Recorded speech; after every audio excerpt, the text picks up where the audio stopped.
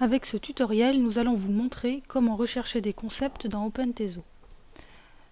Donc voici l'interface de consultation d'OpenTeso qui est divisée en 3 parties. La partie de gauche vous permet de rechercher, la partie centrale de visualiser des mots-clés ou des concepts, et la partie de droite de visualiser des traductions ou des images lorsqu'il y en a. Il y a 2 possibilités pour rechercher dans OpenTeso. Le premier type de recherche est une recherche hiérarchique.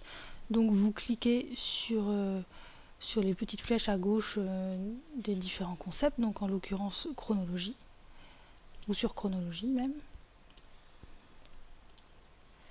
Vous voyez se développer toutes les périodes proposées, dont l'Antiquité. Si je clique sur Antiquité, vous voyez le mot-clé s'afficher au centre de l'écran avec ses sous-catégories. Donc, par exemple, je choisis Antiquité gréco-romaine.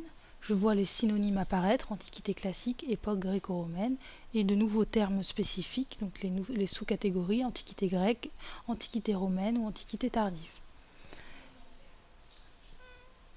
Si je clique sur Recherche, j'ai la possibilité de rechercher directement par mots-clés.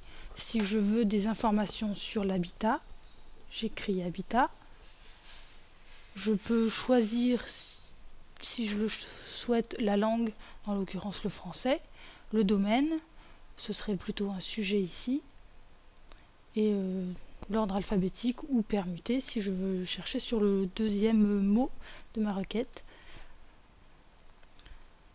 Quand je clique sur rechercher, j'ai plusieurs mots qui apparaissent, habitat tout simple, et puis des termes plus précis, habitat de plein air, habitat fortifié, qui m'apparaissent tous dans l'ordre alphabétique. Si je clique sur habitat, il apparaît à nouveau dans la partie centrale, avec ses synonymes, bâtiment domestique, habitat dispersé, et ses termes spécifiques, bâtiment agricole, cabane, château, etc.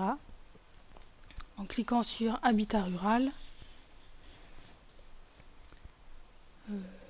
je peux le visualiser au centre de mon interface de visualisation. J'ai une note qui me propose une définition de l'habitat rural, ensemble des conditions d'organisation et de peuplement par l'homme dans la campagne où il vit, des traductions en allemand, en italien, en arabe, en anglais, en espagnol et en néerlandais. Je peux ainsi changer de langue et naviguer sur le thésaurus allemand. Et revenir ensuite sur le thésaurus français.